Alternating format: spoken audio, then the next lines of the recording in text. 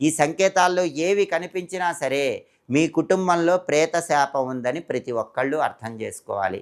ప్రేతశాపం ఉన్న ఇళ్లల్లో మానసిక అశాంతి ఉంటుంది. మానసిక ప్రశాంతత అనేది ఉండదు. మరి ప్రేతశాపం నుంచి బయటపడాలంటే ఏం చేయాలి? శక్తివంతమైన అమావాస్య, పౌర్ణమి పరిహారాలు పాటించాలి. అమావాస్య రోజు, పౌర్ణమి రోజు ఉపవాసం ఉంటూ ఉన్నట్లయితే క్రమక్రమంగా ప్రేతశాప తీవ్రత తగ్గుతుంది. ప్రతి నెలలో అమావాస్య, పౌర్ణమికి బ్రాహ్మణుడికి స్వయం పాకం దానం ఇవ్వటం, లేదా బ్రాహ్మణుడికి అన్నదానం చేయటం ద్వారా కూడా ఈ ప్రేతశాప దోష తీవ్రత నుంచి బయటపడవచ్చు.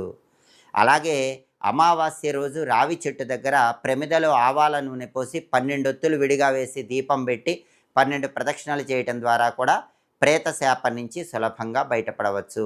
అమావాస్య రోజు అనాథ శరణాలయాల్లో పేదవారికి అన్నదానం చేయటం ద్వారా కూడా ప్రేతశాప నుంచి సులభంగా బయట